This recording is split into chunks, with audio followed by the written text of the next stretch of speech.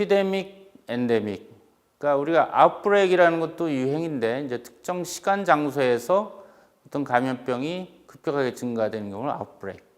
또 단기간에 일부 인구 집단 내에서 다수 사람에서 질병이 빠르게 확산되는 것을 에피데믹. 사실 뭐 아웃브레이크와 에피데믹은 같은 개념으로 먼저 사용하고 있다라고 생각하시면 되겠고, 풍토병 이건 어떤 지역에 특정 지역에 상시 발생하는 감염병을 얘기하고, 팬데믹은 전 세계적으로 확산된 감염병을 팬데믹, 지금 코로나19 팬데믹이 해당이 되겠죠.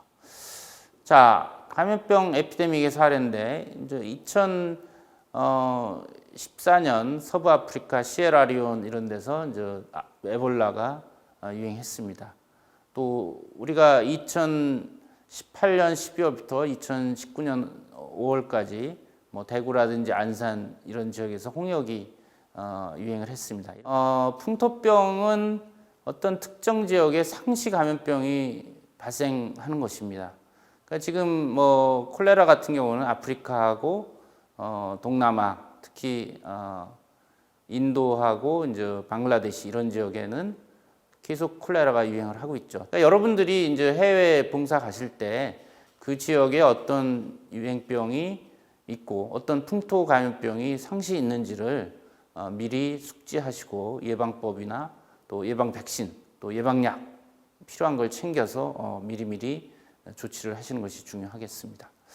그래서 이런 그 아웃브레이크, 유행, 엔데믹, 풍토병, 에피데믹, 유행병, 팬데믹은 개념은 다르지만 이것이 이제 연속선상에 있는 것이죠. 어떤 유행이 시작이 돼서 그것이 소멸이 되면 그냥 아웃브레이크 또는 에피데믹이지만 소멸되지 않고 상시 그 지역에서 유행을 하면 풍토병이 되는 겁니다. 엔데믹이 되는 것이고 전 세계적으로 크게 넓게 유행하면 팬데믹이 되는 겁니다. 따라서 팬데믹이 사실 가장 많은 지역에 많은 사람이 걸려서 또 사망자도 생기고 팬데믹이 어떻게 보면 가장 우리가 두려워하는 감염병의 가장 심한 양상인데 인류 역사는 이런 팬데믹 감염병으로 많은 피해가 있습니다. 가장 많은 피해를 줬던 것이 스몰폭스, 천연두입니다. 3억 명이 죽었어요. 다행히 이 WHO나 이 천연두 백신을 접종을 해서 1980년도에 천연두는 지구상에 사라졌습니다. 그러니까 유일하게 감염병 중에 백신으로 해서 소멸된 것은 천연두입니다. 지금도 2009년에 신종플루가 있었고 매년 겨울이면 계절독감이 돌고 있고 그다음에 이제 흑사병, 흑사병은 14세기 유럽의 인구를 3분의 1이 죽었습니다. 그래서 지난 한 세기 동안 팬데믹 사례를 보면 1918년 스페인 팬데믹 이때 1차 세계대전과 같이 맞물려서 전 세계적으로 확산이 됐고 5천만 명이 사망했습니다. 우리나라에서도 750만 명이 감염돼서 14만 명 정도가 사망했습니다. 자, 그럼 왜 팬데믹이 생기느냐?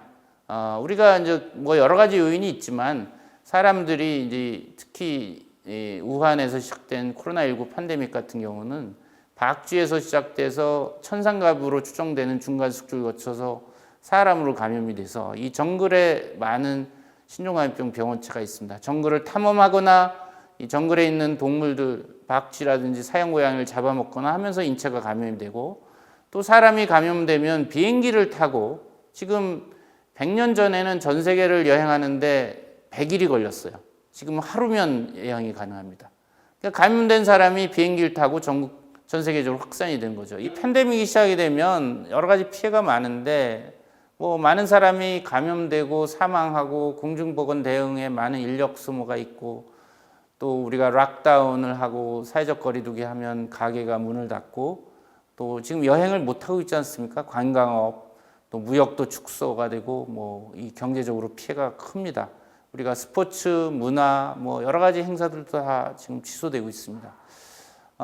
글로벌 또 국가적인 경제에 큰 악영향을 끼칩니다. 이 감염병은 더 이상 보건만의 문제가 아니라 사회, 경제, 정치, 문화, 스포츠 모든 부문에 악영향을 끼칩니다. 또 팬데믹으로 인한 경제 피해 보면은 예를 들어서 2015년에 5월에 메르스가 우리나라에 시작이 됐는데 3개월을 끌면 20조라고 손실 추정이 됐습니다. 사스가 50조 원, H5N1 조류 인플루엔자가 30조 원, 구제역 25조 원. 지금 이 코로나19는 이거보다 훨씬 많은 경제적 피해를 줄 것으로 예상되고 있습니다.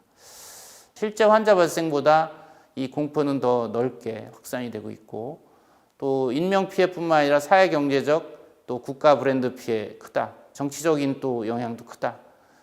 과학이 아무리 발달했지만 신종감염병에 대한 대비 대응은 언제나 항상 미치지 못합니다. 따라서 우리가 신종감염병에 대한 대비를 잘해야 된다.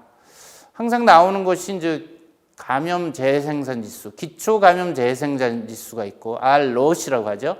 Basic Reproduction Number, R-ROT이라고 합니다. 이것은 한 명의 확진자가 그 집단 내에 면역이 없는 경우에 몇 명을 감염시키냐, 자연 상태에서.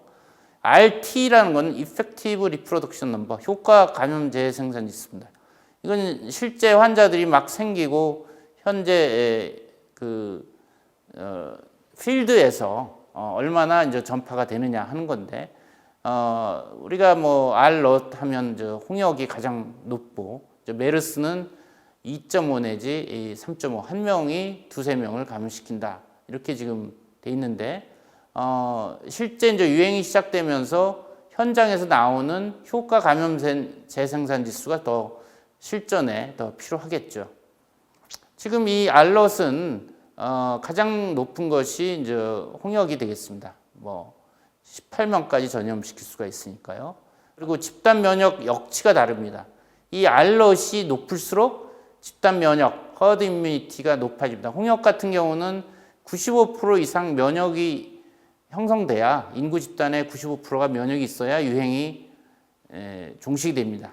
자, 신종감염병과 제출형 감염병이 많이 해자되고 있는데, 신종감염병 emerging infectious disease, 이것은 없던 새로운 병원체가 인체 감염이 돼서 유행하는 경우, 또 그걸 얘기하고 있고, 제출형 감염병 re-emerging infectious disease는 과거에 줄어들었다가 다시 늘어나는 경우입니다. 말라리아, 결핵, 댕기열, 홍역 같은 것이 한때 줄었다가 다시 나타나서 유행하는 경우, 이걸 제출형 감염병. 그래서 최근에 우리가 신종 및 제출형 감염병 얘기할 때 이런 개념으로 이해하시면 되겠습니다. 1981년 에이즈, 또 뭐 항생제 내성균, 또 뭐 니파내염, 2009년 신종플루, 2012년 중동의 메르스, 또 2019년 코로나19에 이르기까지 과거에는 2, 3년에 한 가지 신종감염병이 나왔지만 지금은 1년에도 두세 개가 나오고 있습니다. 그럴 정도로 신종감염병은 더 빠르게, 더 자주, 또 그 영향력은 굉장히 커지고 있습니다. 또 하나 특징은 이 신종감염병의 75%는 매개체 감염병 또는 인수공통 감염병이다. 인수공통 감염병이라는 건 사람과 동물, 또 야생동물, 가축 사이에 이 병원체가 오가는 겁니다. 우리가 뭐 이 야생동물을 접촉하거나 또는 가축을 통해서 이렇게 전염도 되기 때문에, 우리가 지구상에 있는 한은 우리가 뭐 이 닭, 오리, 돼지, 소를 키우면서 또 단백질 소스로 섭취를 하지 않습니까? 그렇기 때문에 인수공통 감염병이 있다라는 것은 이게 통제가 쉽지 않다. 가장 그 중심부에는 이제 박쥐가 이제 원인인 경우가 많고, 박쥐로부터 해서 닭오리, 뭐 돼지, 말, 소, 낙타 이렇게 통해서 인체 감염으로 신종감염병이 출현한 겁니다. 제일 왼쪽에 야생동물이 있죠. 가장 신종감염병 많이 갖고 있는 것이 박쥐입니다. 철새, 원숭이, 침팬지. 에이즈는 이제 원숭이, 침팬지에서부터 왔죠. 그래서 여기서 스피로버라고 해서 종간 전파가 돼서 중간에 그 가축, 닭, 오리, 뭐 돼지, 소, 뭐 이런 걸 통해서 인체 감염이 되거나, 또는 중간에 매개체, 목이나 찐득이를 거쳐서 인체 감염이 되거나, 이렇게 종간 전파를 통해서 끊임없이 신종감염병이 야생동물, 가축, 사람으로 이렇게 전염이 되고, 사람에서 유행을 일으키고 팬데믹까지 일으키게 되는 것입니다. 그래서 이렇게 그 병원체마다 알려진 자연계 병원소가 있고, 중간 숙주가 있고, 전파 경로가 있습니다. 그래서 가장 많은 게 이제 뭐 우리가 그 박쥐로부터 시작하는 경우가 많고, 조류독감 같은 경우는 철새로부터 해서 다구리를 거쳐서 사람으로 온다 이렇게 알려져 있고, 일본 내용 같은 경우는 이제 돼지로부터 또 사람으로 오는, 또 중간에 모기가 또 전파를 시키죠. 인수공통 감염병이 최근 신종 및 재출현 감염병의 주요 원인이다.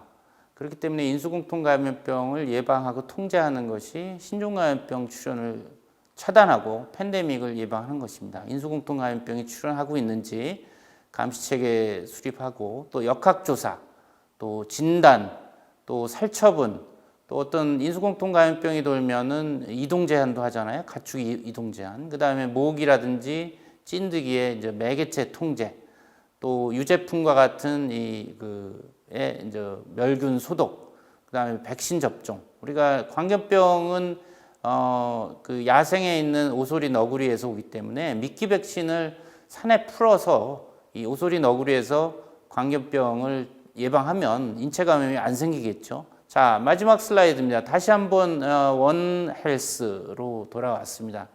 우리가 달에서 지구를 보면, 지구라는 그 환경 생태계 내에는 사람과 동물과 환경이 있습니다.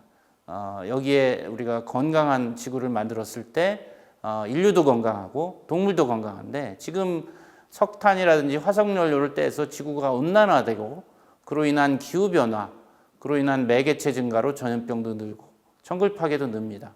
지구 생태계를 보존하는 것이 사람의 건강도 지키고 동물의 건강도 지키고 또 환경 오염도 줄일 수가 있다.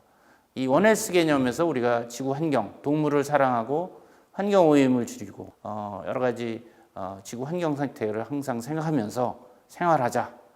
이것이 이 강의의 메시지가 되겠습니다.